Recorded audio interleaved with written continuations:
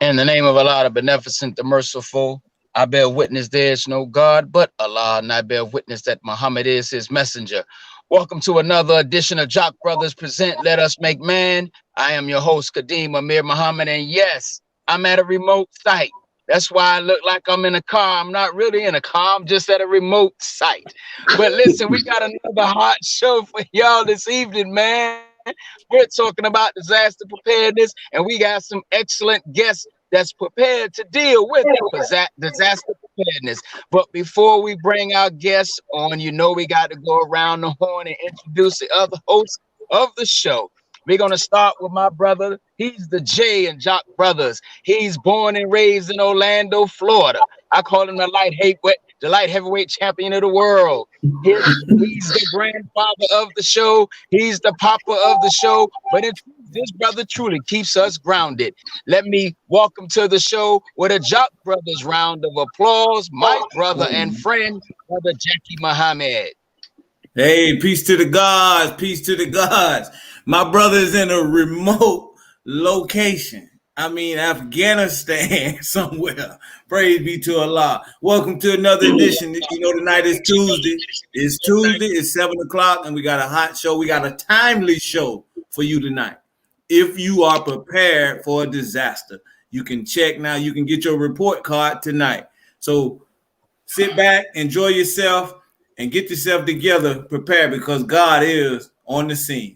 Peace to the gods. Peace to the God. Thank you, Brother Jackie.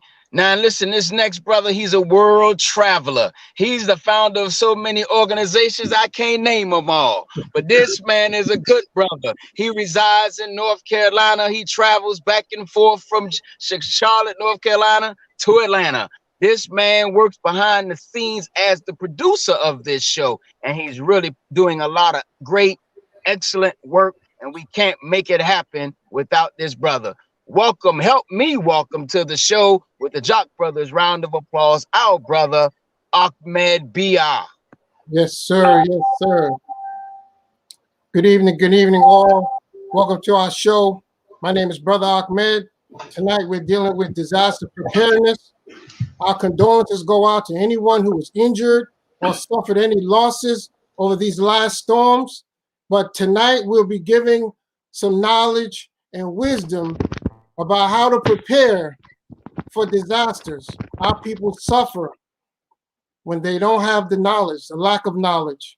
So we are going to give knowledge on how to prepare for disasters. Welcome to our show. Thank you. Thank you, Brother Ahmed. Now this brother here is a hard-working man with respect to the Jock Brothers. He's healed. He's been down for a couple of days, but he's back. He's healed. You won't see him slouching tonight. He's energetic. He is excited. Our Brother Kawi Mohammed.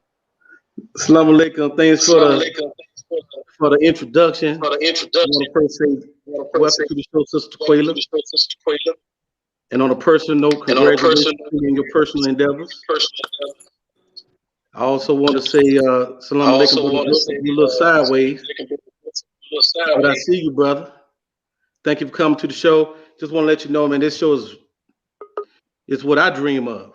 I like to have shows that can really help people, that can really get you prepared for the unexpected. And we got the two perfect people on the show tonight with Sister Quayla and Brother Joseph to prepare you for the unexpected. So thank you for tuning in. I want you to get a pen, and pad, and take notes. You're going to get educated tonight. Also, it's going to be a lot of questions that should be asked, from this panelist right now. So if you have any questions, please go to our Jock Brothers YouTube.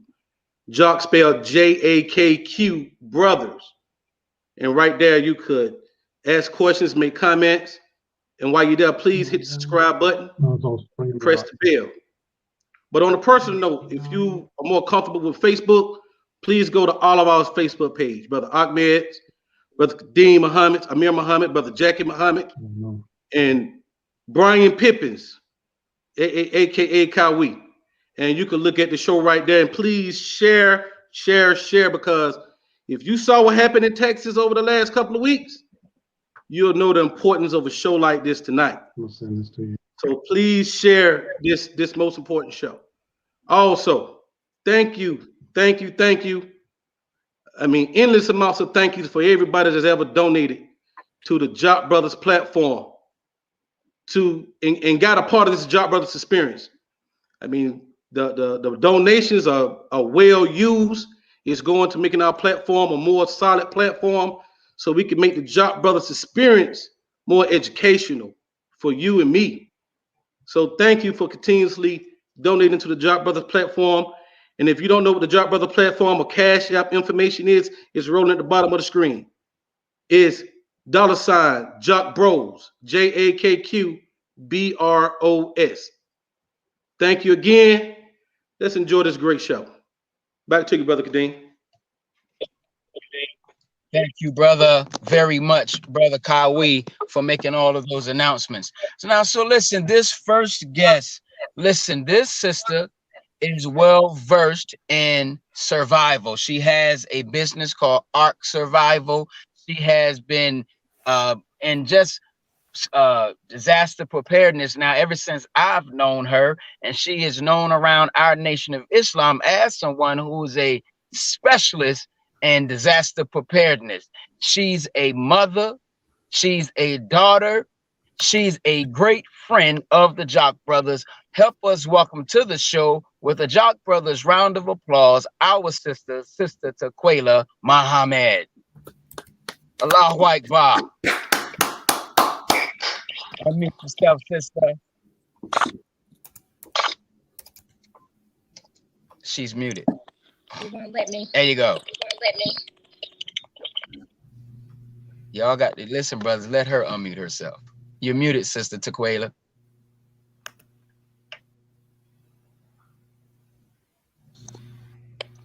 There you go. Can you hear me? Yes, ma'am. We do hear you. Okay. Wa alaikum salam. Okay. In the name of Allah, the beneficent, the most merciful, I bear witness that there is no God but Allah, and I bear witness that Muhammad is his messenger. It looked like he's stalling just a little bit. Go ahead, sister. Well, that's okay, sister. We'll work through the kinks.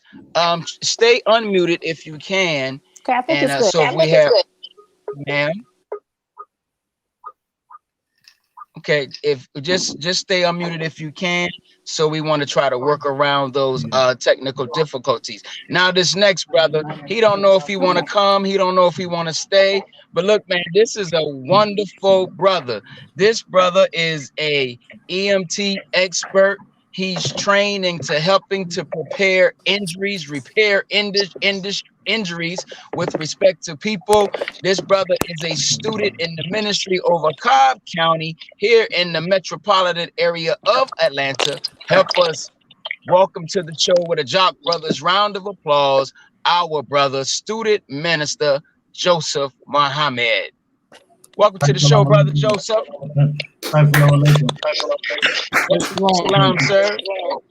Thank you. I was having some technical difficulties, so I have my tech team, help me out. So we're good to go now. Well, praise be to Allah. Well, let's listen. Let's get right into this, because just last week, 3 million people, or more than 3 million people in Texas, were without power. 30,000 people were without power just 2 days ago. If you had seen the pictures where roofs were collapsing because of the amount of snow on the houses and apartments of people, we even saw pictures where one apartment complex, a young man or young lady actually had icicles hanging from their ceiling fan after their roof had collapsed. So with all of these things, and the person that this question will be directed to is not here, but we're going to go with it anyway, okay? When you see these types of things, brother Joseph, roofs collapsing, what kind of injuries can possibly happen to the individuals that are in these homes and in the apartments? And how do they recover in the event of such things like frostbite when they have no way to repair that at the moment? Yeah, so um, one of the first things is when you have injuries like that, your major concern, first of all, of course, traumatic injuries. But of course, when it's snow and things like that, you would have to worry about hypothermia and things like that. Now, there are two parts. First, you have to deal with, if you're going to deal with before the traumatic injuries, the hypothermia. If you deal with that, there's a couple of things that you need to deal with first. If it's hypothermia, if it's a mild case, generally a person they'll be cold, obviously, but they'll be shivering. You'll see them shivering. If it's a severe case, they'll be cold to the touch, but they won't shiver. They won't shiver at all. So that's kind of how you can generally tell the difference. If they are, what you want to do is remove them from the cold area. You want to actively warm them, give them blankets, whatever heat source that you may have. If you could, there's a thing now that people are wrapping people inside of tents. You can put them in a tent, and the tent will help insulate them a little bit. But if it gets severe, then you want to passively warm them. You don't want to actively warm them. So if it's very severe, what you want to do, if they are conscious, give them something warm to drink, whatever you can maintain, because in some of those situations, people didn't have heat, people didn't have electricity, they didn't have anything. So if you're not prepared with, like a barbecue pit or something like that, or some things that I'm sure our sister is going to tell us and help us with that can heat things up, you may not have warm water, but to the best of your ability, you want to give them something warm. You want to, again, remove them from the cold environment, passively heat them, and then you can start to heat them, because if you heat them too much, if you give them too much heat at that time, they could go into cardiac arrest. So you have to be very, very careful of something like that. So traumatic injuries can be anything, and I think we can go into that a little later, possibly, what happens in traumatic injuries and how to deal with it. So I have a question. And absolutely, Brother Joseph, and thank you for that. And one of the concerns I'm having, Sister Quayla, is the Honorable Elijah Muhammad, the Honorable Minister Louis Farrakhan, now for 90, going on 91 years, have been preparing us and telling us about getting survival kits, storing food in our homes, and storing all of the necessary needs and equipment that we're going to need in a time of disaster. The unfortunate reality, and Texas was a great example, our people and other people are so ill prepared for disaster. I saw one sister on the news saying, I am trying to keep my babies warm and fed. And the truth of the matter is, tears were welling up in my eyes because our people aren't ready. Sister Quayla, this question for you. When do you come across these types of things with people when you're doing disaster preparedness presentations? And how do you handle people that say they think they got enough, they can go for 3 days or whatever? How do you deal with that when you're talking to people? Yes, sir. Praise be to Allah.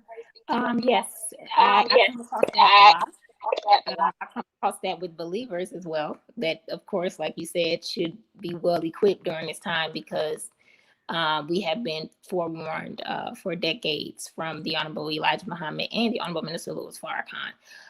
And I know I tell people all the time, of course, we can't prepare for every type of disaster. You only can do your best, but he gave us a bare minimum of what we should all have in our homes, which is at least 3 months worth of food and water, and different items stored into our homes. The Honorable Elijah Muhammad also gave us a survival list of things that we should always have, such as things that we wouldn't normally think about, like the plywood for our windows, a drill, because of course we never think about if you're in a hurricane state, your windows getting blown in, tornadoes, and then you don't have anything on your windows and you have to be in your home.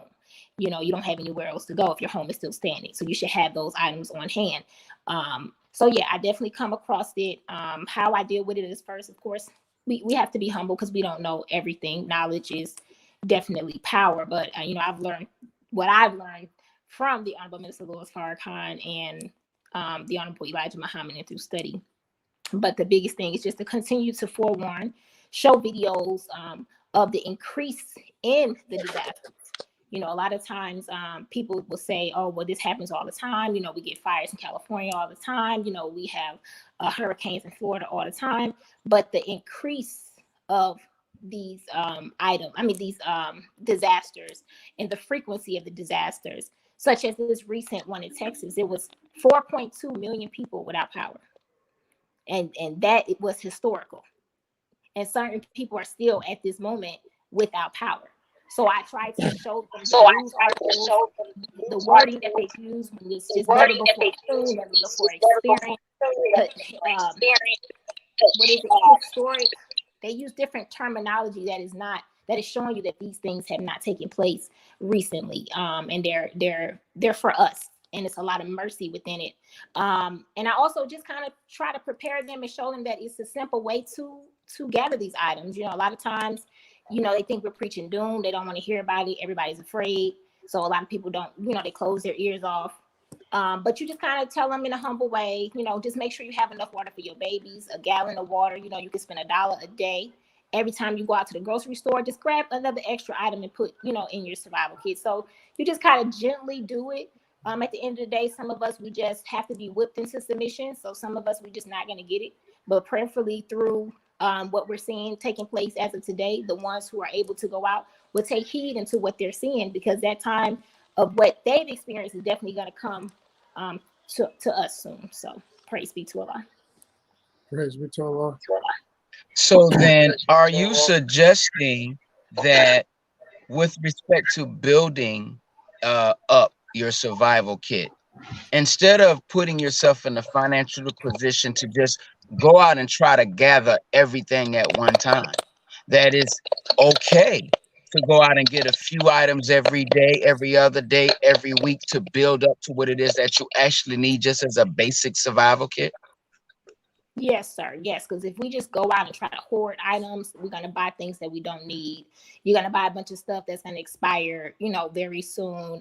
You're panic buying. You definitely don't want to do that. Over time, you want to just gradually, as you go out, if you want to separate your items. So, you have your regular items you use every day, and then you have an area designated to your survival kit and building it up. You should also have a survival kit in your car. So any extra items, if you see an extra flashlight, you can grab a pack of batteries. I tell people all the time, with hyperinflation happening daily, we seen that with COVID when we seen Lysol and disinfectant wipes go from $1 to $8, $10, and $20. So that's called hyperinflation. These prices are rising because it's about supply and demand.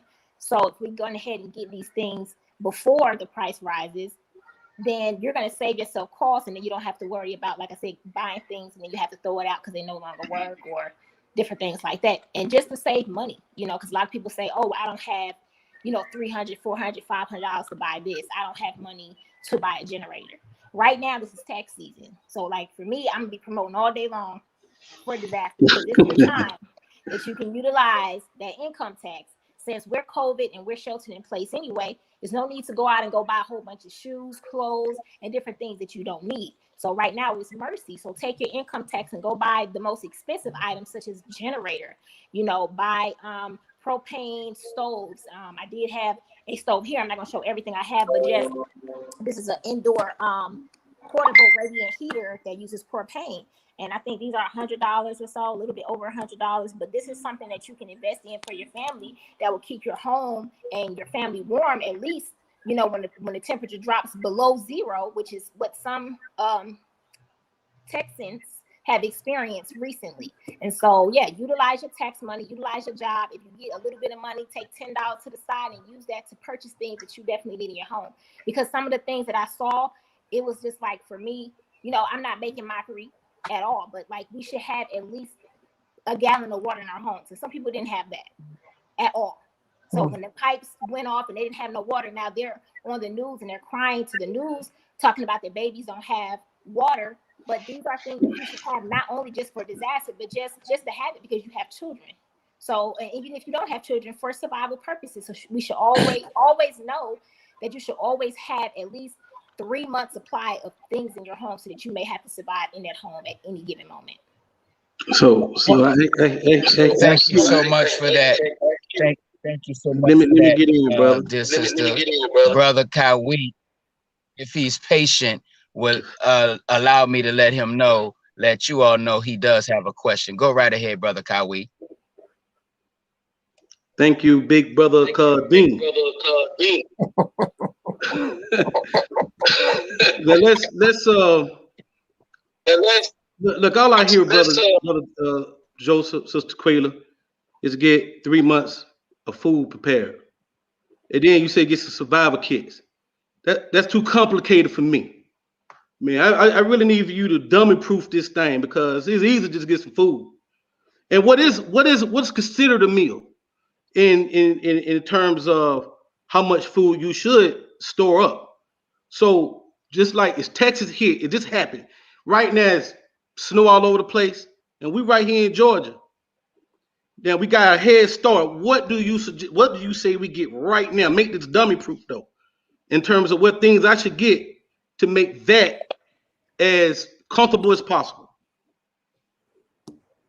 I'm gonna give you a quick example. Give me 30 seconds. Okay, well, brother Joseph, while she's doing that really quick, okay, she's back. That wasn't 30 seconds. I said it was free. So real quick, this is an example. So right here, this is navy beans, plain navy beans that I cooked fully, and then I just put them in double bags, freezer bags, and put it in the freezer. Okay. If you make bean soup or any type of beans, vegetables, you're able to freeze them. And then that's the first step in a disaster. These are the first things that you want to utilize in any disaster when it comes to the food that you're supposed to utilize. Not your stored perishable or non-perishable items, because those will last way longer. If your power goes out, you want to utilize whatever you have in your refrigerator, if it's, especially in the summer months. But in the wintertime, you're still able to set them outside or put them in a cooler. But you want to have food that all you have to do is thaw out and heat up. That only takes water, but this you don't even have to add water to it because it has everything you need. All you have to do is thaw it out and then put it in a pot and you can warm it up. So that's the first step if you want to have items. And we all can do this. You can make 10 pots of beans or 10 pots of soup, chili, whatever it is that you like. You can put them in the freeze thaw bags and store them in your deep freezer or your freezer. You can that's one bag can be a meal a day. So that'll give you your first 10 days of a meal, especially in the winter months. So I just wanted to say that real quick because you said make it dummy proof. This is the simplest way. If you want to get more complicated, then you're going to be doing canning, and that's going to take a process. You more so will have to get a sister to do it if you don't know how to can. And they also have commercialized candy. So I wanted to bring this too. I stock up on these as well. This is applesauce, a big thing. It's sweet. It's good for your children. So yeah, you will put this in your kit because this is something you could just crack open and give to them to eat. That is simple. That's gonna just crave the hunger pains. Everything might not be nutritional wise at that point. You're trying to survive. So that's what we're trying to get at this moment. So I'm gonna eat good, but do I need some candles? Do I need some batteries? I mean, that's it. Just eat just a lot of food. No, we're taught in the nation we eat 1 meal a day, and that's why we've been prescribed fasting so that we can stretch this food out for long periods of time and crave those hunger pains that you will feel if you're eating all day long. Because hunger pains is only the craving of the food that you give your stomach every day. So when those hunger pains hit, that means you usually feed your stomach around that time. So if you can cut that off and fast, then your food will last you longer periods of time. But yes, when it comes to survival, and you haven't stocked and stored up a lot of food, then you need to practice eating that 1 meal a day, which to me would be supper, which you would eat between 4 and 6. That one meal, maybe a bottle or two of water, and you're good for that day. And then we think about making it through the next day. Well, I wanted to know because there was a video where someone was dealing with the crops. So they were growing food in their yard, but you can also can that as well. Say that one more time. I'm sorry, your phone was breaking up. when you're dealing with the food that you're growing in your yard, you know, because we're taught to try to grow our own food. Yes, sir. So you're also canning that as well. Yes, I'm canning that. If I'm not canning it, I have a freeze dryer or dehydrator, and that may be another show. But yeah, you can buy dehydrators. They have cheaper dehydrators for like $50 and $60. So if you have like onions, if you have peppers, you have bananas, you have apples, you can cut those up. You can layer them in those dehydrators, and you can dehydrate them in foods like that. You store them in a Mylar bag and put the oxygen absorbers in there, and they'll last for 25 years. They'll last for 25 years. And those are good snacks for your children. They're good snacks for you. When they're freeze dried, they're basically in the same element as an actual apple. So that costs a lot more money. But if you do that and stock them and store them properly, then you'll have exactly the nutrition that you need during that time. And it's like it's coming straight from the garden. You put freeze dried, and then you'll be able to have it fresh during that time that you're not able to grow anything or can at that moment. Praise be to Allah, brother Jackie. Do you have any questions at this time, brother? No, sir. No, sir. Thank you. No, sir. No, sir. All right. You know, what I saw, Sister Tequila, was a lot of panic. Because I believe that so many of the people were just shocked because it hadn't been that kind of snow in Texas, I heard, since 1976, if I'm not mistaken.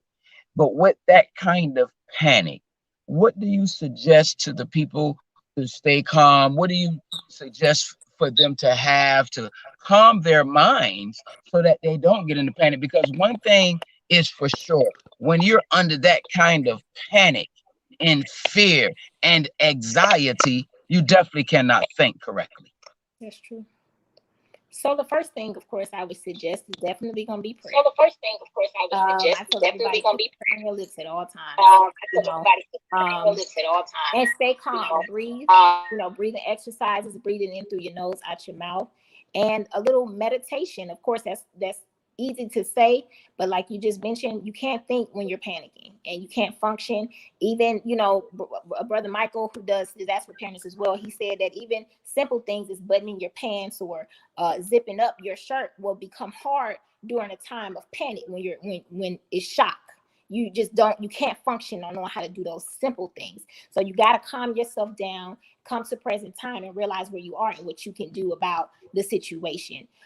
During that time, I always suggest certain things. I'm like convenient when it comes to having children during a disaster. So I have things that, of course, they kind of took off the market, but they're still available via like Amazon or the Goodwill or things like that. So having like a iPod or MP3 player, I told everyone that has the minister's lectures on it or some calming music like Kenny G. You need to have a portable DVD player that's battery operated. And I have those that may take 6 batteries, but you'll be able to watch some type of DVD or something to, get your mind together if you're able to during that time. And if you're in the home, board games, puzzles, writing, markers, crayons, just different things that you can do to occupy your time, as well as like having snacks as far as hard candy, just to keep you calm and just take your mind away from everything that's going on. The biggest thing is to be grateful, because if you're trying to figure out what to do during that time, that means you're alive. And if you're alive, then all praise is due to Allah. You have to have the mindset that I'm grateful that I'm still here. What can I do to fix the problem? You haven't died yet, then there's a solution to the problem. So at that point, you just make the best of it. And like I said, stay positive, stay optimistic, and think on the brighter side, and just try to find ways to prepare your family and keep calm, because if in your keeping calm, it helps everybody else to keep calm and know that everything will be okay. And just, again, find solutions. Have your family work together.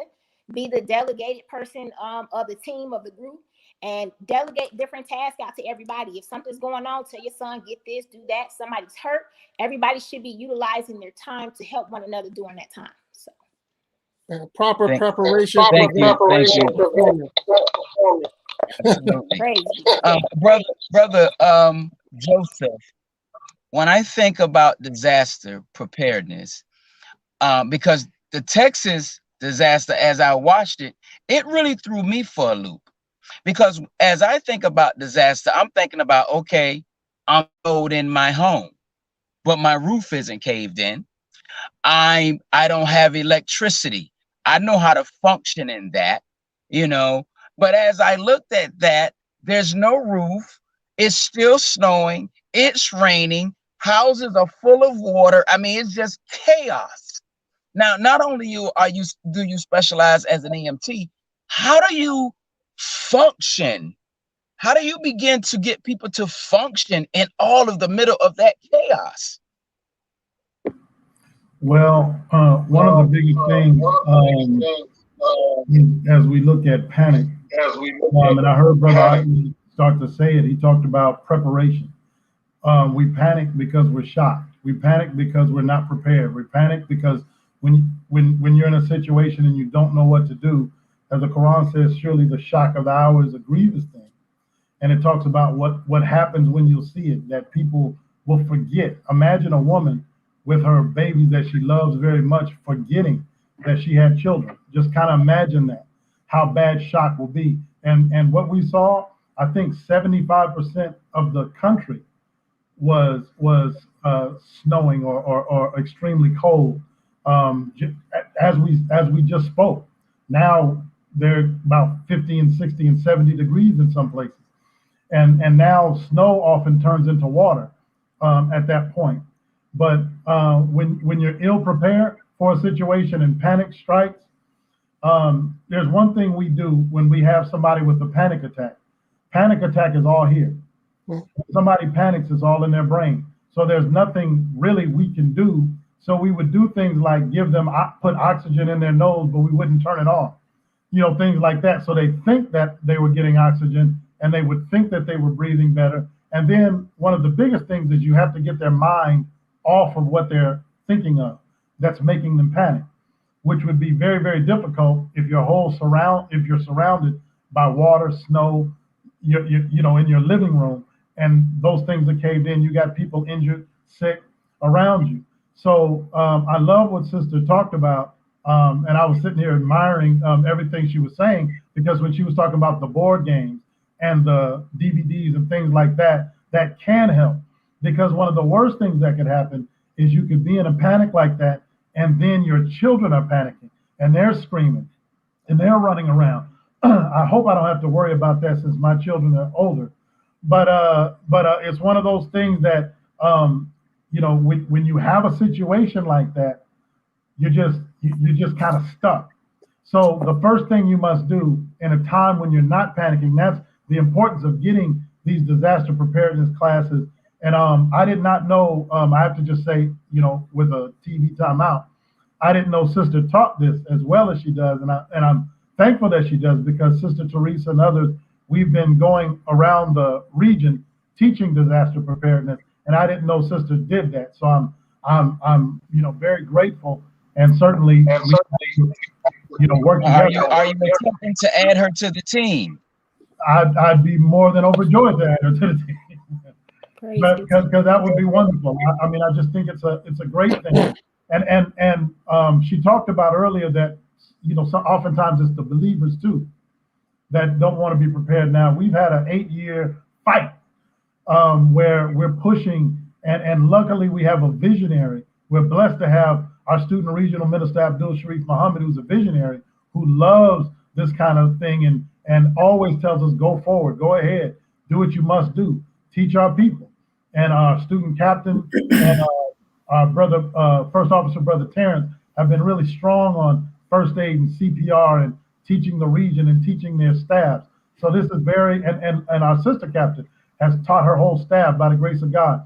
So it's good, but also oftentimes we don't understand the need for preparedness. Every time I teach a CPR class, this is what I usually hear. Oh, thank you for teaching this class, because my grandfather died, my grandmother died, and I didn't know what to do. So I'm glad that I can learn it now. Well, had we been prepared, maybe we could have prolonged life. So we have to consider the need for preparation. We have to be prepared. Panic strikes when you're ill prepared. Thank you. Yes, sir. Yes, sir. Yes, sir. Yes, sir. Go ahead, brother. I wanted to say to Brother But Joseph, I wanted to say something to Quayla too about how often the people should refresh their kits. But Joseph, real quick, there were two situations in Texas where two of the people died from carbon monoxide poisoning. One of the people was reported that they moved their car into the garage and tried to just get the heat in their car, and they died with the garage door. And another couple brung their grill in. So I guess they were using propane, and they turned the grill on to get heat. So what kind of situations where do people have to go through and understand what things are dangerous, what things are not dangerous, and getting help in those cold situations? Yeah, so when you're panicking, you're liable to do anything. Right. And this is going to go back to, what we know. We would know normally that we would not, try to turn on the heat in our car. But if you're desperate and that's all you have, and you haven't prepared, then that's kind of the situation you're going to be in. You're saying, I'm gonna either freeze to death or I'm gonna do something where I can, get some heat immediately, and then I can, do something else later. But you don't know carbon monoxide is, the biggest danger of it. You can't smell it. So it's not something that you smell and say, oh, this is bad. Let me cut this off. It's something that you just start to feel dizzy. You start to feel tired, and you might just think, I'm just feeling tired today. I've worked kind of hard. So you have to understand when you're desperate, you're liable to do anything because self-preservation kicks in, right? But here's the thing about it. We don't know, the irony is that if we're not prepared for a situation, the irony is when we think of self-preservation, we are actually killing ourselves. So we have to be very, very careful with things like that, and we have to do our due diligence now. The internet is on for most of us. We have everything we want at the touch of a fingertip, really, right now. So let's try to educate ourselves. But then again, like I said, we will go around, and we may not go around the region at this point.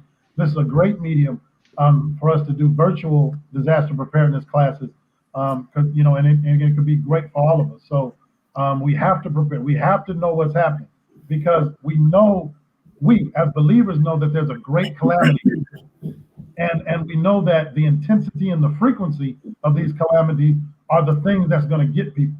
When you're cold and then you go straight to heat, you're talking about flooding. You're talking about a whole bunch of other stuff. You're talking about parasites in the water. You're talking about a whole bunch of stuff that you would never even consider or think of, but that those who have studied this, we have thought of. So it's very important that we get these classes and we become prepared. Pre means before. Prare is a Latin word that means to make ready.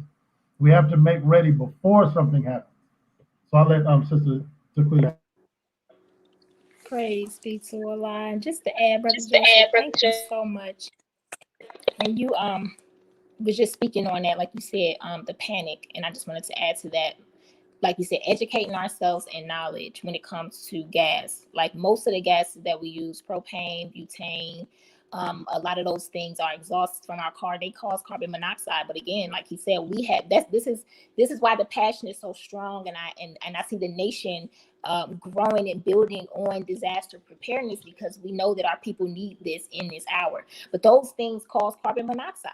And those are simple things that we really have to study. And a lot of our people are afraid of, just like the portable stoves. When I first started selling them years ago, like, people didn't want them because they was just like, I feel like they're gonna blow up, and they didn't even want to deal with them, because we didn't have the knowledge on how to utilize them and how to work them. But when you go to different communities, they have these things in their kits. They have the sternos and different things stored up because they already have went through it.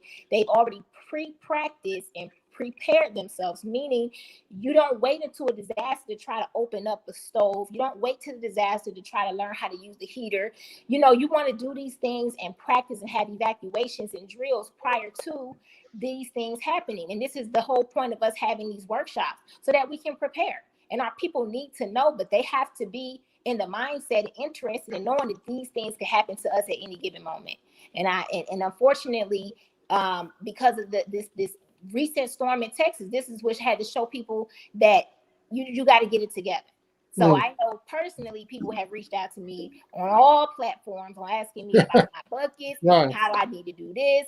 Can you send me a list? Can you do this? You know, and I've been doing this for years. Like this has been a passion. So it's, you know, and it's a good thing and it's humbling, but Allah has already told us what was going to take place. So, you know, at this point, I'm not afraid. And a lot of the believers that are prepared, we walking around, we're not really afraid. We know that you can't prepare for ice cubes coming through your ceiling, but the Honorable Elijah Muhammad warned us that hell, the size of balls and different things, like he warned us about these things that's going to happen.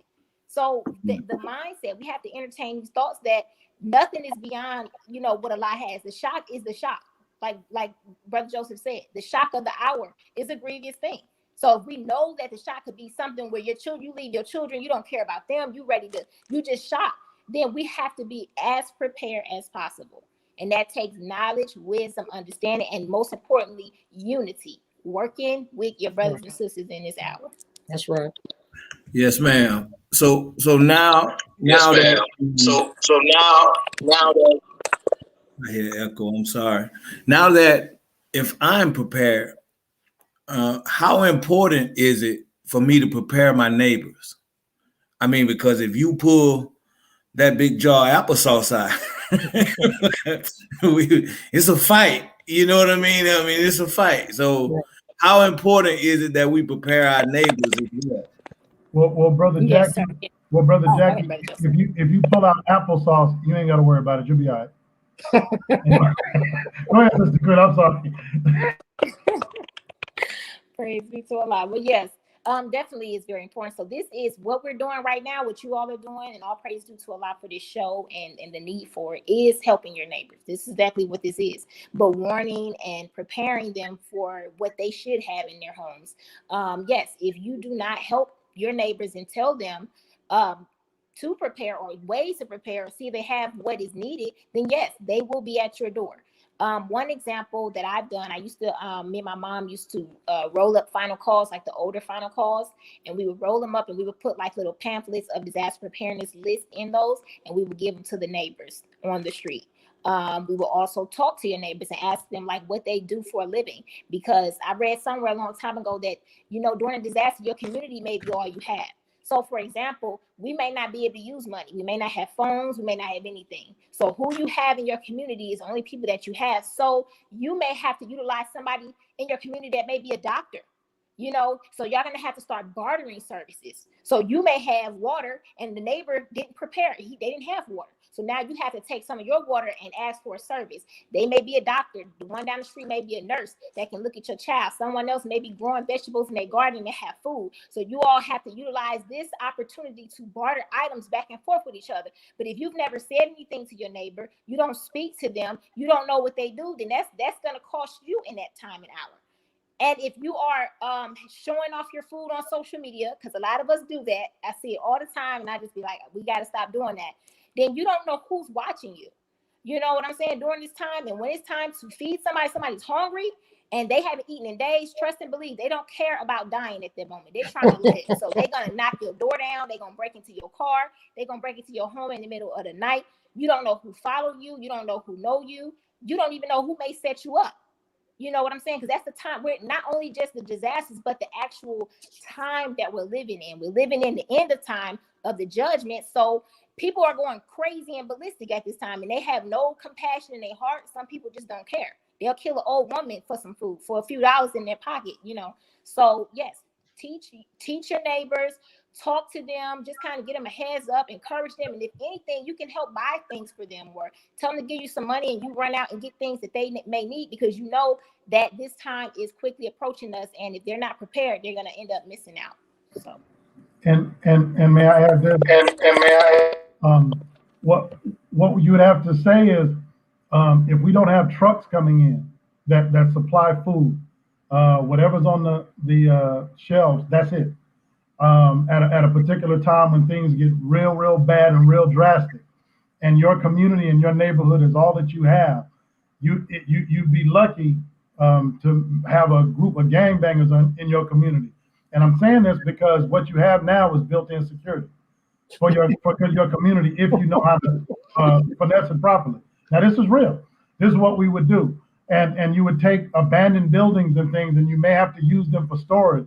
You may have to use them for your homeless. You may have to use them for your people. So there's a lot that you have to do, but you have to be in the mindset of management.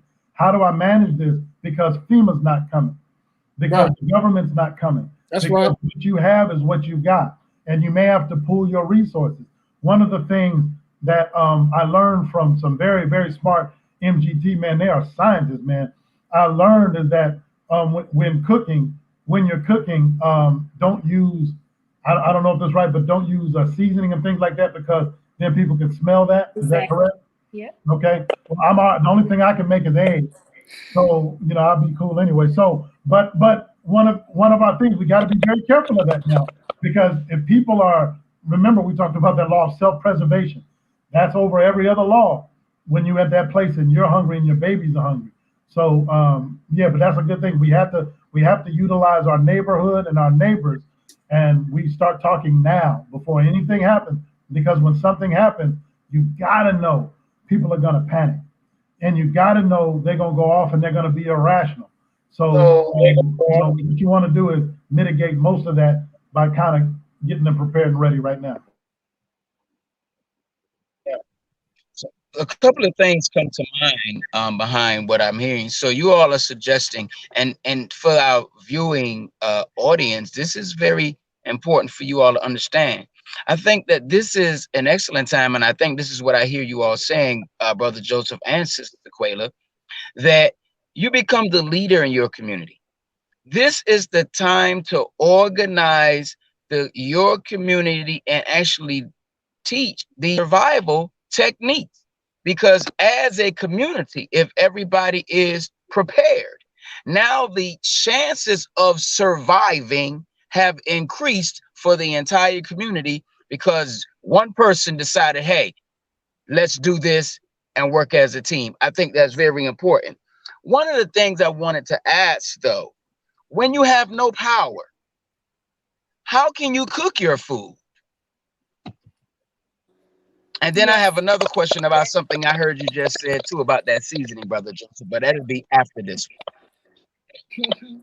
Praise be to Allah. He's absolutely right about that seasoning. Usually just have no seasoning, just plain beans. But Brother Kadeem, yes, sir. There's multiple ways to cook your food. You can have a butane stove, which I do have one here that I had open, but I'm not sure if you all can see it. You have the butane stove. They also have the new dual stoves with the propane and butane that you can heat up. And of course, you have to educate yourself on how to cook, not to cook in a closed off area. If you're going to cook, it needs to be well ventilated, away from your windows and house, away from the room that you cook in. They do not suggest you cook with those indoors, but I know I have. But like I said, I just caution you, educate yourself on doing that, how to cook, where to cook, and not to be, in a home where you just, you got this stuff on and you don't realize that it's taking your life, because it, like Brother Joseph mentioned, is colorless and it's odorless. We also have sternos. Sternos are like little heat cans that you can use to just warm up your food. A lot of this stuff, it heats it up regularly, but again, you want to utilize the time by having your food canned already. Like for this, it doesn't have to be cooked. It just needs to be heated up. So if you have any type of fuel, you don't have to utilize that for long. If and push come to shove, you don't have any stove or anything, you can heat it up with a match, some paper or something. You can find other ways. They have like ways you can look up online with using an actual canned good with some rubbing alcohol and some tissue and a little wire rack. There's certain different ways that you can use to cook in your home, and it boiled eggs for this particular sister who did it. So I would suggest going on YouTube right now, looking up different videos. I do have videos. I don't post a lot of my videos on Facebook, but I do post videos on my Instagram page, which is Ark Survival Surplus. I'll put that in the chat, or Brother Kadeem or someone could put that in the chat. But yeah, if you follow me, I'm showing videos on how to wash clothes during a power outage, how to cook during a power outage, how to stay warm, just different things that you just have to look at, so you'll just have the idea in your mind. So our thoughts and our minds record everything all the time. Once you learn that, it will come back up for you at a certain point if you're constantly studying these things. And during that time you need it, once you calm down, you'll be able to remember certain things and be able to keep your family safe. So yes, sir, it's just multiple ways. Yes, ma'am. Yes, ma'am. Thank you, sister. And right before we go to our commercial, I wanted to ask, now, there was a time, and I want to know if this is still being taught, where in FY class, when I first joined the nation, you're talking about the 90s, and the Honorable Elijah Muhammad encouraged us to keep fertilizer in our homes. Of course, you know, that's just simple manure, right? And we were being taught when to cook and how to cook. But we were being taught, you know, you have to have an old pot or pan or something that you would literally cook the manure in, so that smell will go out. And you're cooking at that time, so the manure is what the people are smelling, and they're not actually smelling your food. Is that still being taught, that you are aware of, Brother Joseph or Sister Quayla? And would you still cook without seasoning if that's the process you're using? Well, I have not heard it taught, and even when we've done Brother Rudolph and William and others have done the national classes, I haven't heard that taught in a while, in a long time. So no, I would say that, but in that case, I don't think you would have to avoid the seasoning or anything. Oops, in that case. Yes, sir. And we have still been taught that we just don't cook with seasoning. Of course, if you have to, then of course you will have to. That would be a suggestion to cover that smell, and it just depends on your location where you are. Some people may be in apartments, and you may be closed off in an area where, you know, you have people that are close, you know, tenants to you that they may be to smell something through the wall. You know, so it really just depends on your environment and things like that. So yes, I would suggest that, because again, you don't want people coming for you. You don't want people banging on your door saying, give me what you have during that time, because that's just a reality when you're hungry. If you've never experienced hunger, that's why we do fasting, because it takes us through periods of time when we know that, you know, your keenest sense of smell, you know, increases during that time as well. So they'll know. So my biggest suggestion would be to just not cook with seasoning. I haven't heard that other part, Brother Kadeem, but if that would be something that I would still suggest to have in you know, worst case scenario. And I would say this. I would say this. Be extremely careful, even in that case. If you were cooking and you had the smell of manure going out, because Negroes might think you're cooking chitlins, and they might knock down your door and come in anyway. So be very careful in that case. They might I wanted to say something to Brother Joseph about, well, first, Sister Quayla, you know, I'm just gonna make a statement on your end, because I deal with high-tech computers and everything, and I had said something about a little earlier about us upgrading our kits all the time, but I've stumbled on a lot of products now that have solar panels. So the battery operated tools that we use, the flashlights, you know, there's so many devices now that actually have solar panels with a USB port on it. So all those games and devices that you were talking about, if everybody can go look into that a little further, then that's something we need to look into. Yes, sir. I was going to mention that as well. I know y'all got commercial break. Okay, and Brother Joseph, our kits, as far as medical, what do we keep in our bags as far as medicine? Is aspirins, or what things do we keep in our bag from our medicine cabinet?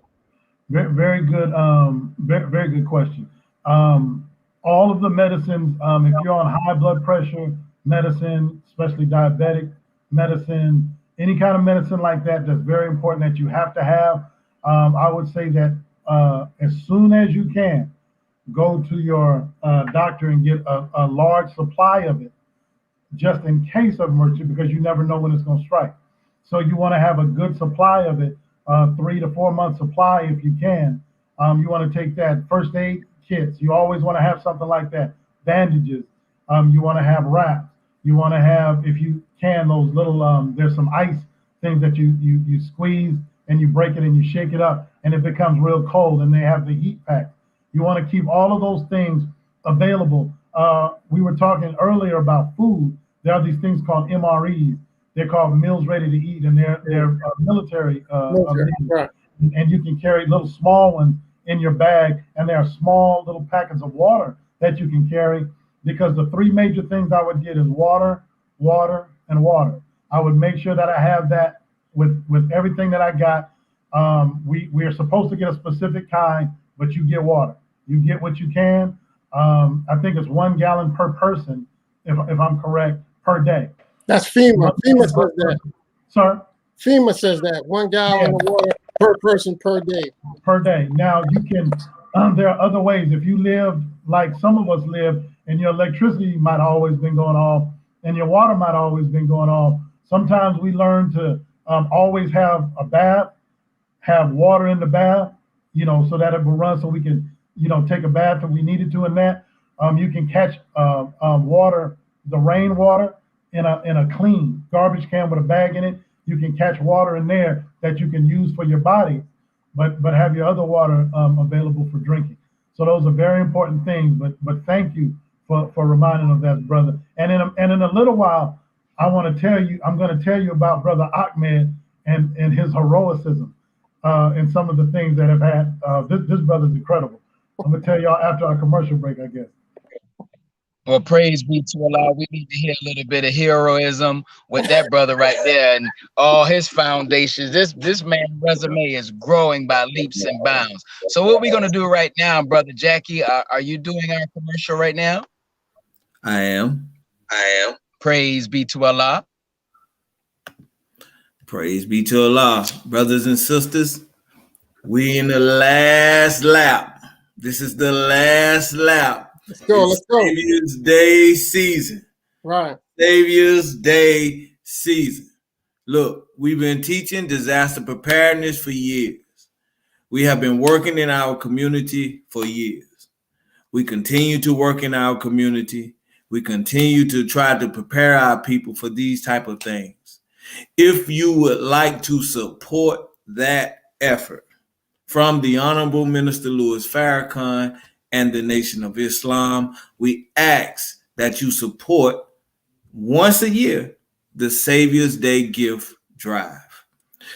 The Savior's Day Gift Drive is an annual gift drive that we give to the Honorable Minister Louis Farrakhan as a show of as a token to show support for the work and the work that he has done and the Nation of Islam has done. So we ask that you donate dimes, nickels, quarters, dollars, $100, $200, $500, $1,000.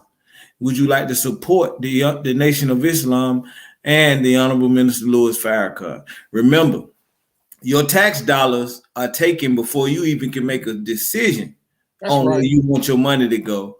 And it's going to the same very people who are not supporting you when these efforts come about.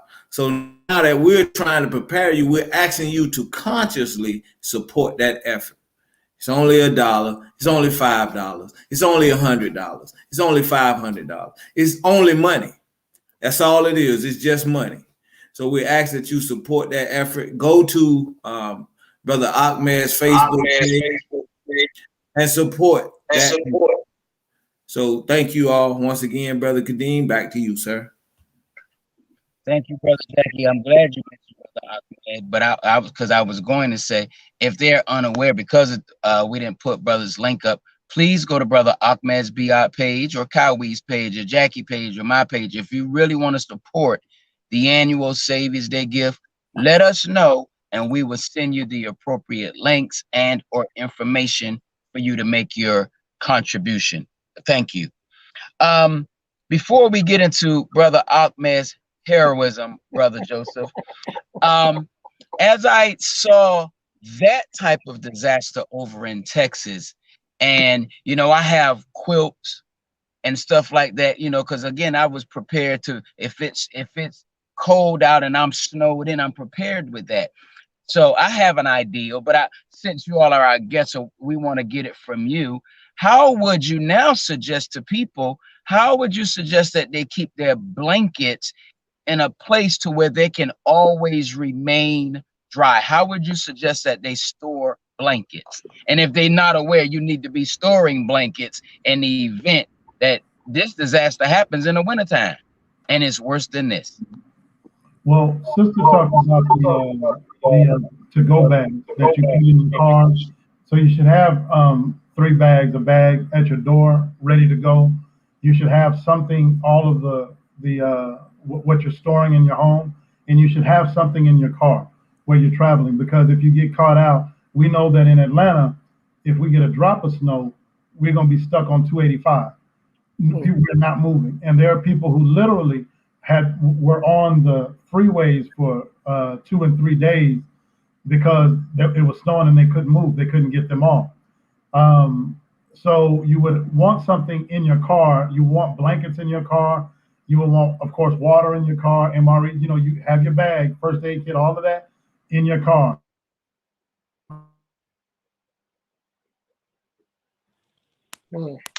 Did Brother freeze?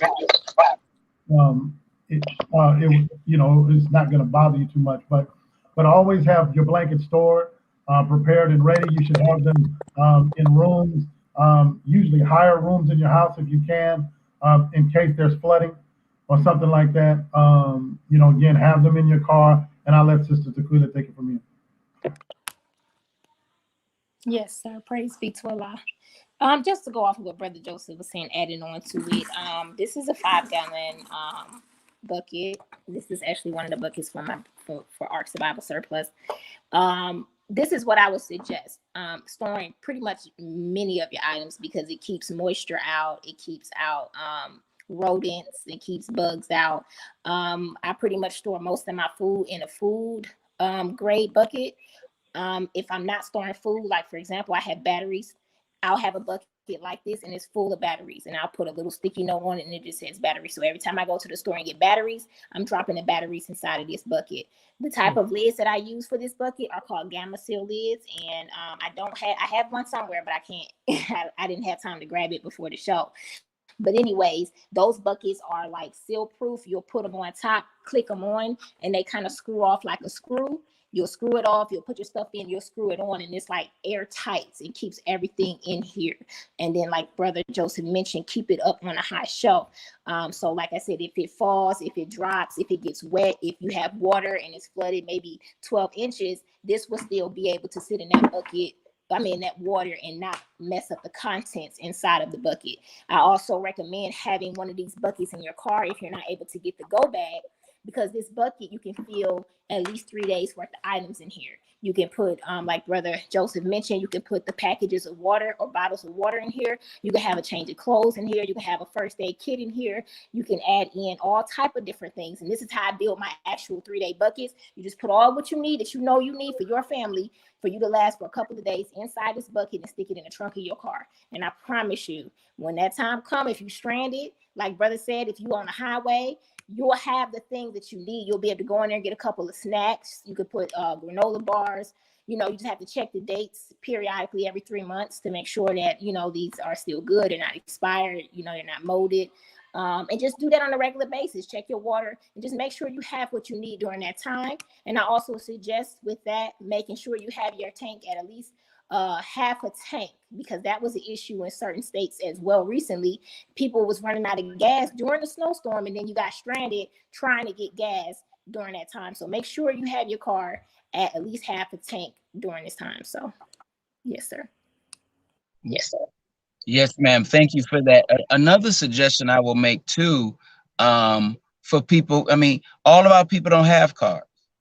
And one of the suggestions I will make with blankets, I was up one night and I saw an info commercial, and on the info commercial they were selling, I don't remember the name of this instrument, but the people were putting blankets in plastic bags, and this particular device was sucking the air out of the bag, so it was shrinking the blankets, but then the whole commercial was about saving space.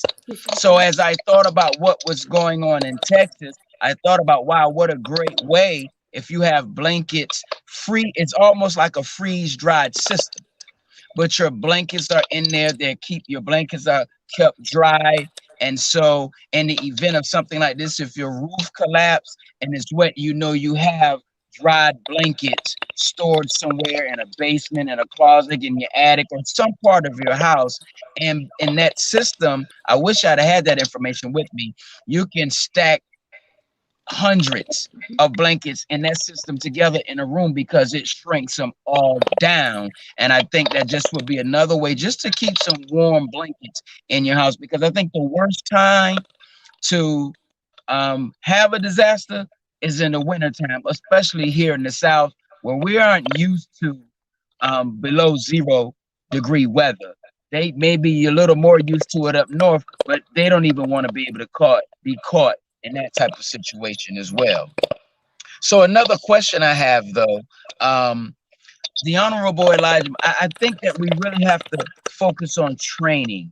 The biggest takeaway from this conversation tonight is being prepared, because you have to really submit yourself to training. And I'm really talking about our people, because if you're not willing to train and be trained, you're going to cause yourself to lose your life.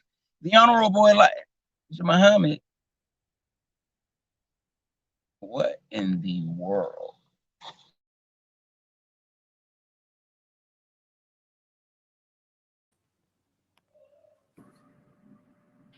Brother Kadeem still there? What happened? Everybody got muted.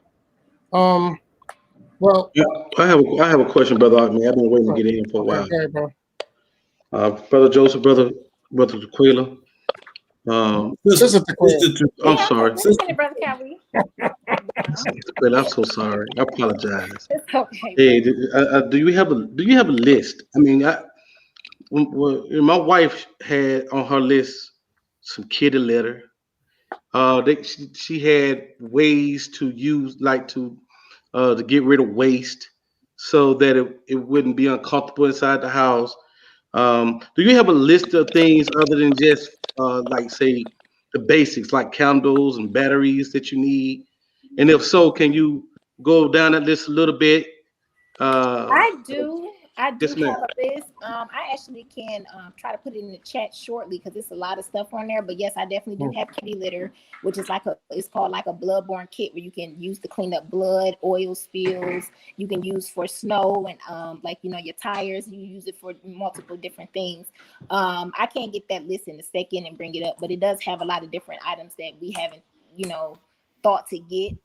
I did want to add something real quick, Brother Kawhi, to what Brother Kadeem had mentioned earlier about the blankets and his suggestion, which was amazing, to have. It's called the vacuum seal bags. And of course, that is definitely good to use. But the wool blankets is what I was going to add to my comment of having in your car and in your home. There need to be 50-50, at least 50-50 wool. But the wool blankets is definitely keep you warm. And I know a lot of firefighters used to use those, like when they would come in, during an emergency and children had to be outside, they always took out the wool blankets and put them around, the children for those heat purposes. So just to add that in. But I can definitely put the list on chat if possible of a lot of the items that we need to have, or they can be emailed to you. And one more thing about, I know you said, Kawhi, I just want to add to that, because you were saying something about the waste in your home. I saw something online where somebody was saying, when you use the restroom, just put a plastic bag in the toilet, like, let it drape into the toilet, but wrap it around the edges. And then every time you use the toilet, you can just wrap it up and get rid of it. Right. I don't know what your wife had said about that, about getting rid of waste, when you're in the home. But Sister Quick, did you have something on? Did you say something about litter? Oh yeah, he was just talking about his wife having that on the list, and yes, that's what you use it for. You use it for bloodborne, like for example, if somebody get hurt and there's blood spilled, you would pour the kitty litter on that to get the blood.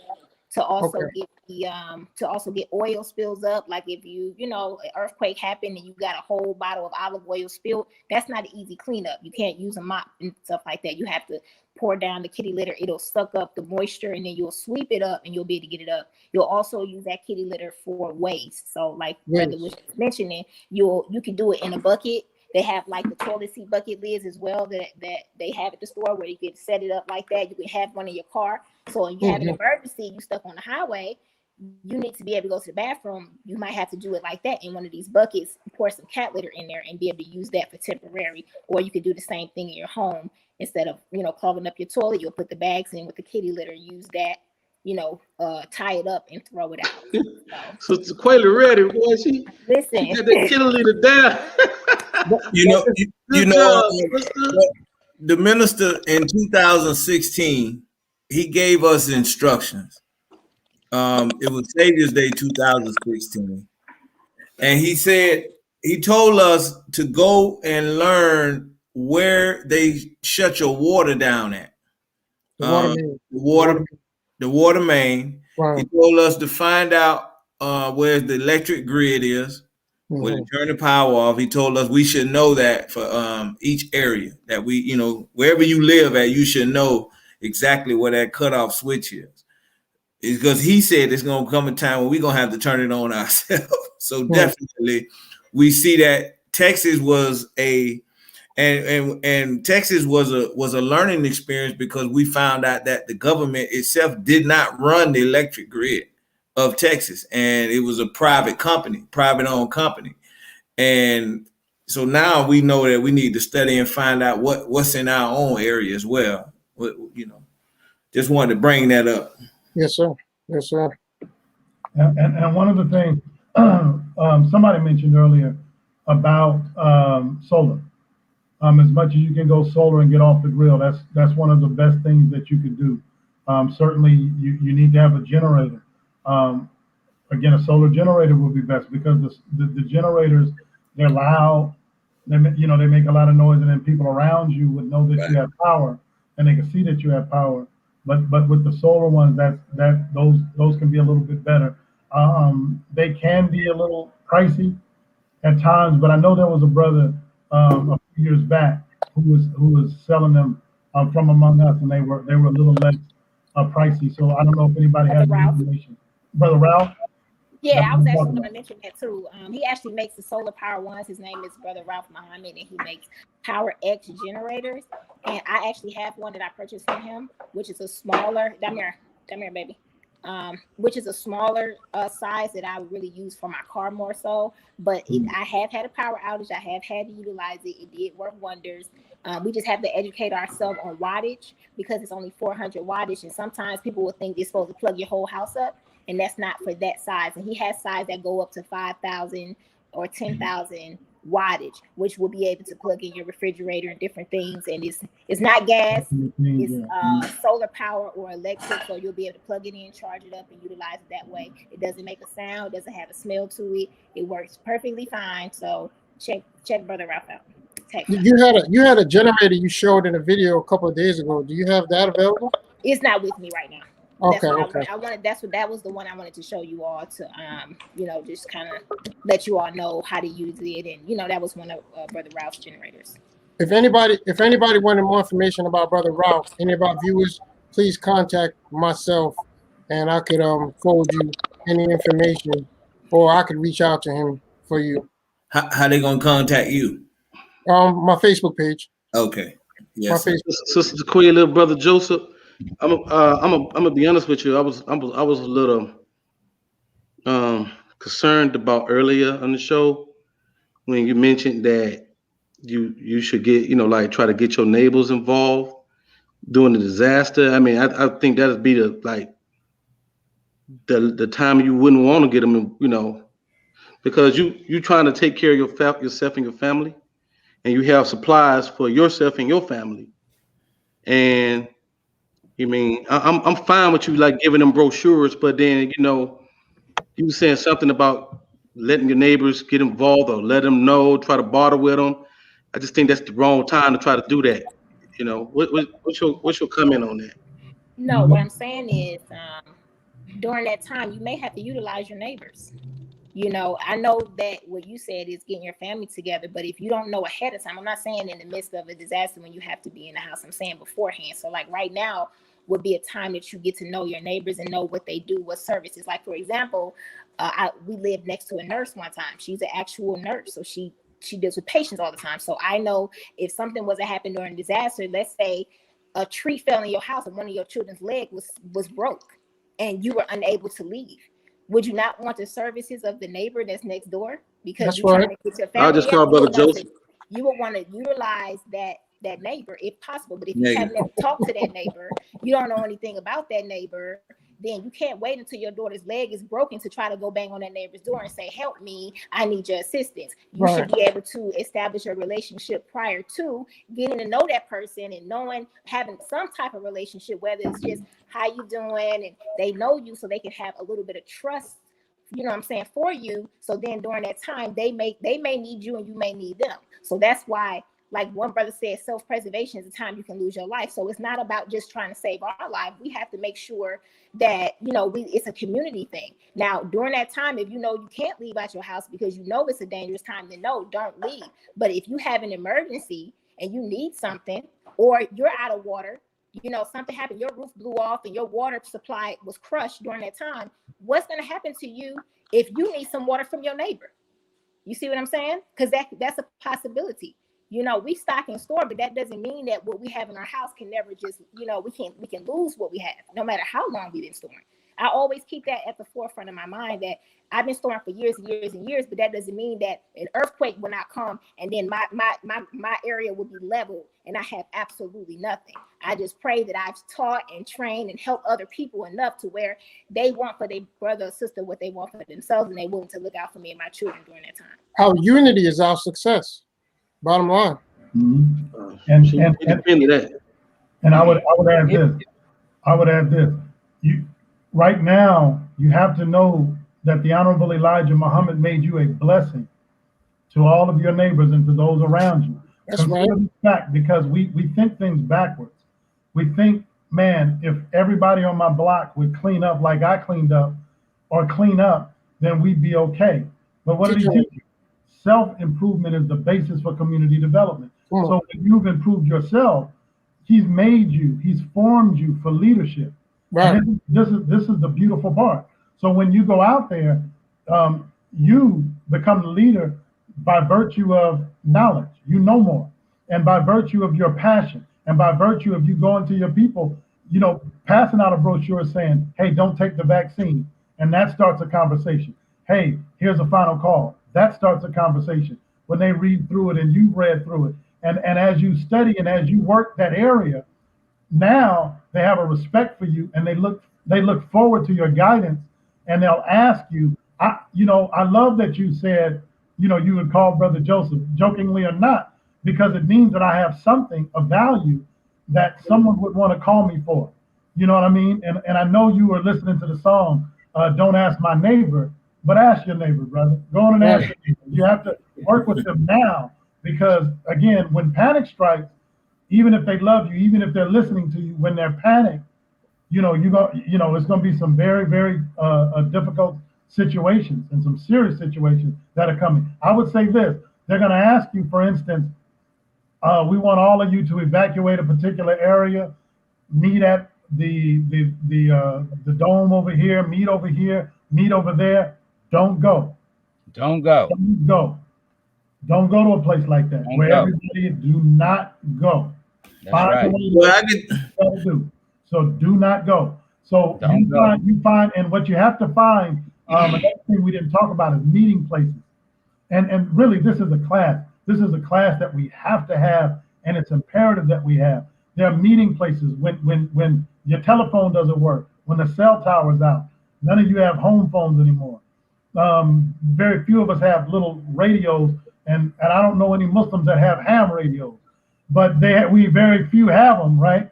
So we don't know, and we don't have communication, and we may have to get in touch with somebody out of town, but we should have a meeting place for our family. So if your children are at school, your wife is over here, you're over there, they should know if there's a tremendous earthquake, if there's a tornado that takes everything out, where do we meet? Where do we go so that we make sure that everybody's okay?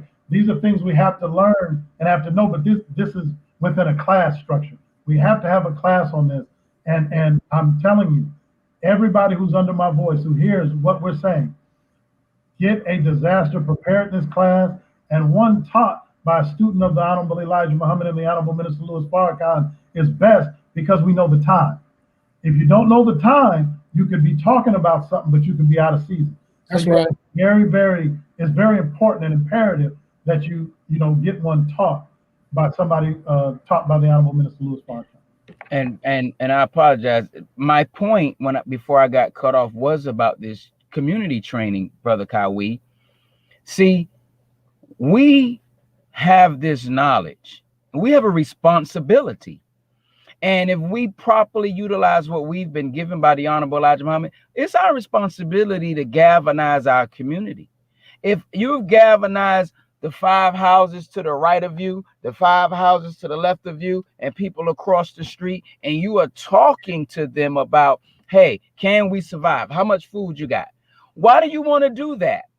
The Honorable Elijah Muhammad teaches us, when people are hungry and they're dead people, you're going to see people eating dead people. People will be eating their children. And the Honorable Louis Farrakhan gave us the example. And Brother Joseph, some of you may be old enough to remember when that plane crashed in the mountain, and some people died, but those who survived and they became hungry, they didn't have no food. They were waiting to be rescued. They ate the dead people. Chicken. And see, that might sound crazy, but if you've ever seen somebody hungry, or if you yourself have ever been hungry. So the point we're making here is, get with your community. Right. Make sure your neighbor is being responsible to get the water.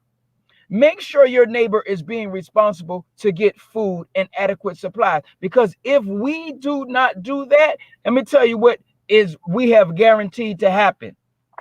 They're going to break in your house because they know you got food. And then now you're going to be in a fight with your neighbors. You're going to probably be outnumbered, and they know you got food. And the hungry people will not care, man. So the point here with that training, let's be the responsible ones before a disaster. And if and we organize our community before the disaster, there's nothing to fear. They'll knock on your door because they're going to look at you as the leader of them, and you've organized them. And when it's all said and done, they'll be thankful to you for helping to organize them and save their fathers, their mothers, their children, their babies, because you helped to organize your community. So all the people that are watching this show, don't take what happened in Texas lightly, and don't think that it can't happen in Atlanta. It can't happen in New York. It can't happen in St. Louis. It can't happen in Miami, of all places. Allah, we know who makes rain, hail, snow, and earthquakes. All this knowledge that we have, we are responsible. And to whom much is given, much is expected. So we can't play with this, man.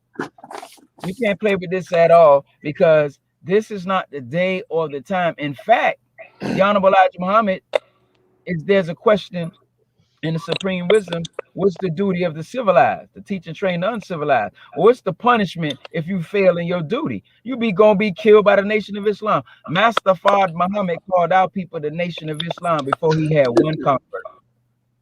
You changed the teachings there, brother. Okay. That's okay. You changed the teachings there. That's okay, but you get the point.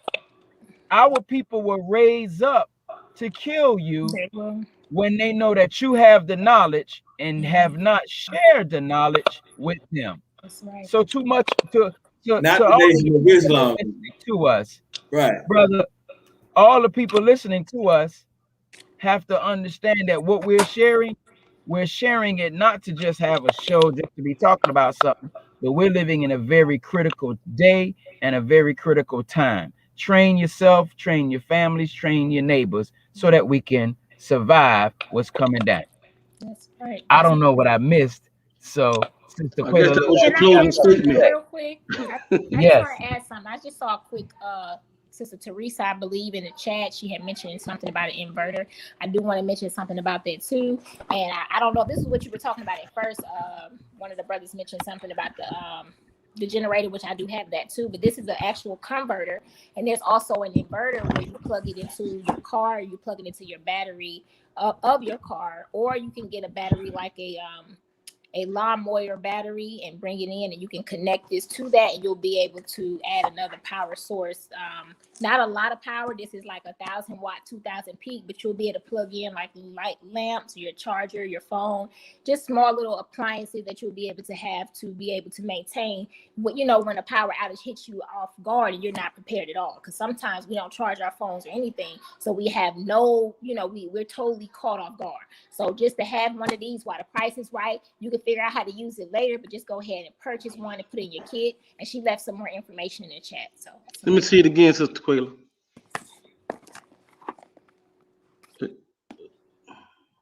All right. This is a power converter, and they also have an inverter, which is the one that you'll plug into like your lighter plug socket in your car, and it has like an actual house plug where you can plug in, you know, little house appliances. I've even tried a crock pot you can put in your car, but that would be more so for spring or summer months where you actually cook and you leave your food plugged into the car and be able to cook your food in that crock pot. So yes, there's a whole bunch of different things we can do. We just have to get the knowledge and education to know how to do it. Yes, ma'am.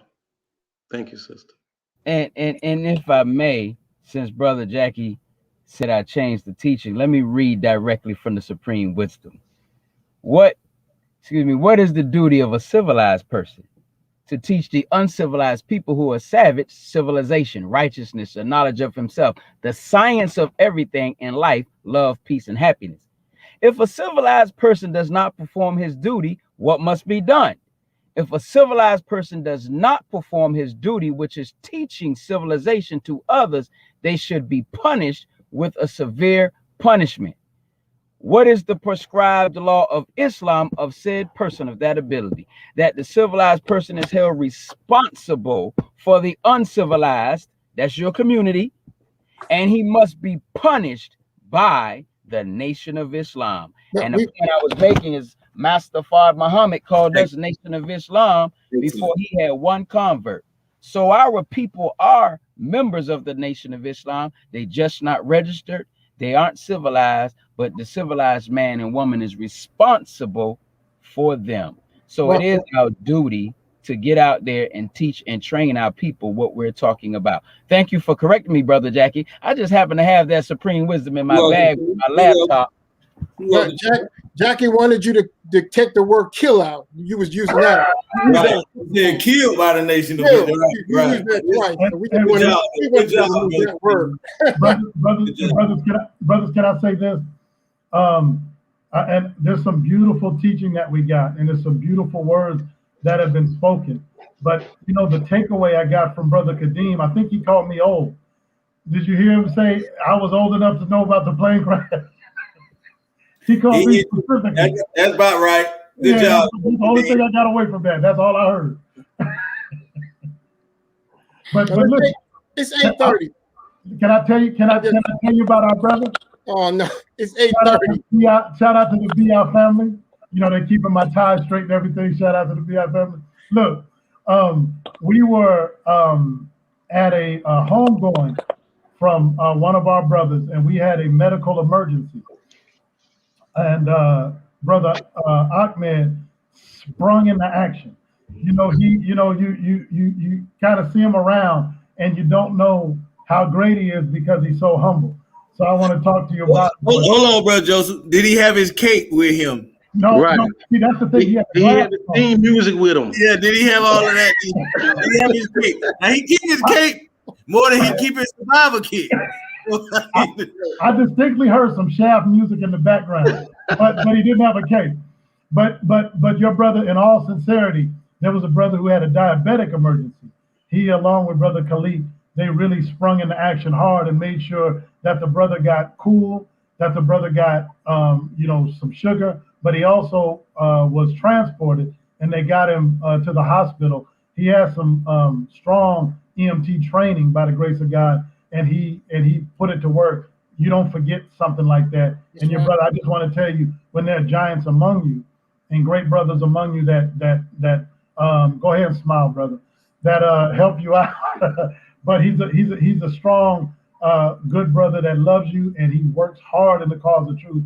And I just want you to know about that man. He actually could have saved a man's life, because the man was actually going unconscious as we went to go help him. And your brother, he really did his thing. So All praise hats due. off, All praise due to Allah, bro. All praise due to Go Allah. ahead, brother Ahmed.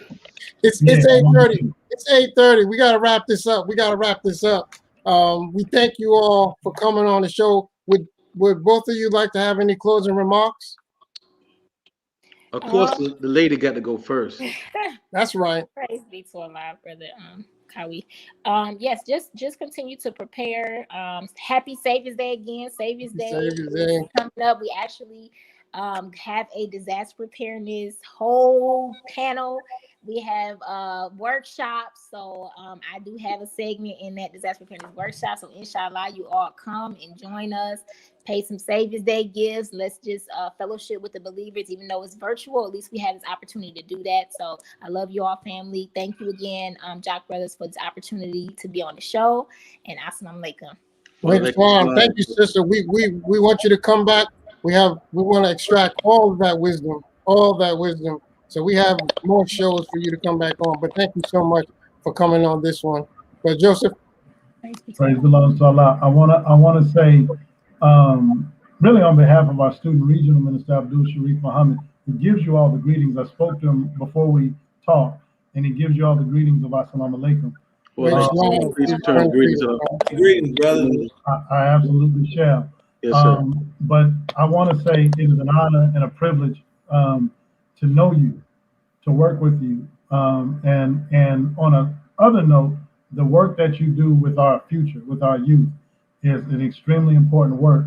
And I'm glad and I'm happy that you are even allowing me to help you with that work, because it's something that's tremendous.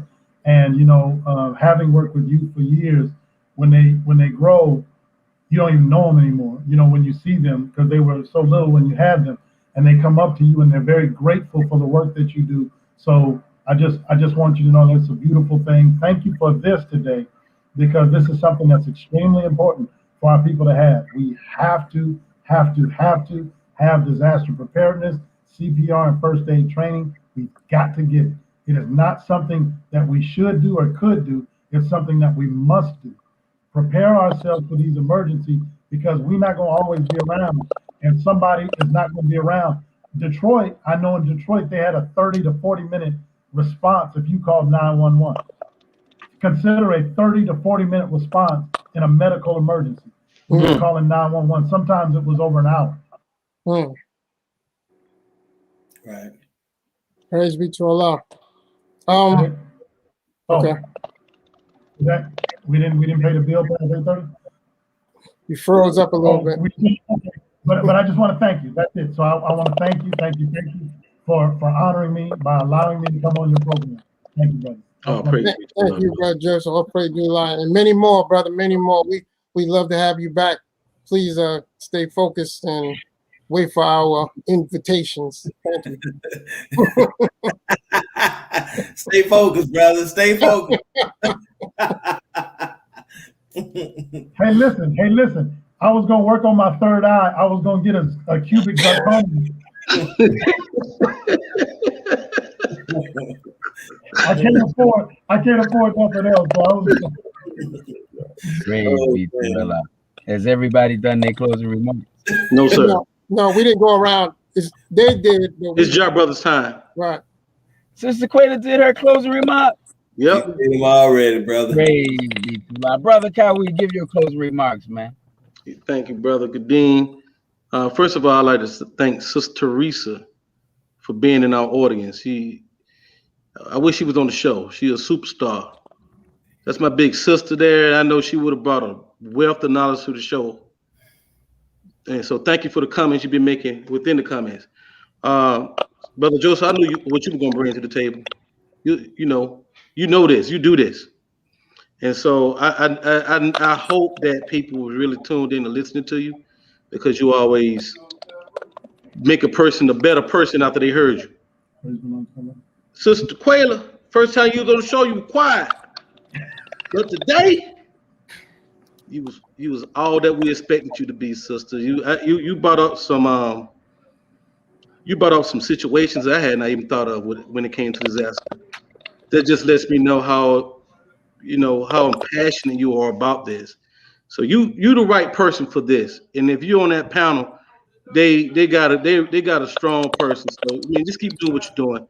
Thank y'all for coming to the Drop Brothers. This like I say, this is what I always wanted out of a podcast. Just be able to make people better and to get them prepared for that which is to come. So thank you. That's what I got, brother. Thank you, brother King. Go ahead, Brother Ahmed. Yes, sir. Yes, sir. Again, I'd like to thank our guest host for coming on and sharing that knowledge. I pray that we're able to help somebody through our listening audience. And, when we reach one, it reaches more and more and extensions. And thank all of our viewing audience, like Brother says, Sister Teresa, and many more who shared information. I mean, that's what's going to keep us going by sharing information. Each one teach one is what we taught. Honorable Mrs. Farrakhan teaches us where there's opportunity, there's change. And whenever there's a problem, we have an opportunity through solving it to advance our people. So we want to take this opportunity, always, any opportunity, to teach whatever knowledge we have and share and change the opportunity of those who are listening. So thank you all. Thank everyone. Tune in, Jock Brothers. Subscribe. Keep us going. Donate. And if anybody have any other stories that they want to tell about Ahmed, feel free. Feel free.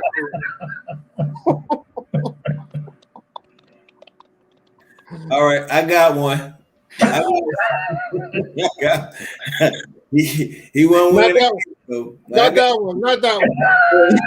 That's your time, brother Jackie. Oh, okay. All right, yeah, but so I want to also thank you both for the work that you're doing. Definitely much needed work, and I really like the fact that Sister Tequila, you was doing it when it wasn't so popular, right? And you continued on, and that's a beautiful thing. When you do something that's not that popular, you really learn a lot about it. You go deep into it because you're into it. The world is not, but now your faith has paid off, and may Allah continue to bless you to be successful. Do you have any contact information that you all would like to leave with us, so we can share yourself and Brother Joseph, that if you want to be contacted or you have a website or just your Facebook page, Instagram, information, to give that they can go on and and gather more information. Yes, you can email me. Well, first of all, I have a Facebook page. It's Joseph Muhammad. But you can email me at jmuhammad. Is that the page where you walking on the beach? That was my one vacation. Oh, okay. All right. Yes. But it's and my email is jmuhammad34@gmail.com. I do CPR and first aid classes. I also we're just starting up an EMT class. So I'm starting up. I'm going to teach an EMT class coming up soon. So we teach these things, and we're here for you. We're here for the community. We do ACLS and PALS as well. So get in touch with me by the grace of God, and at any time we come to you. My CPR organization, my business is called Your Mobile CPR. We come to you. So thank you. Thank you, brother. Sister Tequila, do you want to give any names or information where they can get any information from you? Yes, sir. I put it in the chat. I just put my Instagram hashtags. It's at Divine by Nature 1 and at Ark Survival Surplus, which is the same on Facebook. I did want to get my email because when I say, some people probably mad at me now because I haven't responded back. I literally I got 44,000, maybe more emails right now. So, No, that's fine. I mean, if they could go to your page, I mean, you did mention that you have a list that you want to share. I don't know if you have it shared on your page or whatever, if they can go to your page and see that. yes, I Yeah. normally do. I do have a PowerPoint presentation, or you can get it in PDF, but I'm gonna share it again on my page so that they can see, as soon as they get on, to make sure they have it. And I can't email it to people, but I rather than message me so I can remember via Instagram or Facebook. Okay. Yes, ma'am. Yes. Well, all right. That's it, brother. Take it away, brother Ahmed. Yes, sir. Yes, sir. Another successful show. Thank you for all our viewers. Subscribe, Jock Brothers, on YouTube. Thank you all for coming. NOI.org, NOI.org. Savior's Day 2021. We invite everyone to come on. There's going to be so much information, so powerful. The lecture alone should give you enough information and knowledge to sustain you for the times that we're going into. Please, please, NOI.org, Savior's Day 2021, Jock Brothers 2021, 2021. Yes, sir? Are we gonna wait for Brother Kadeem here? No, sir, we going out, brother.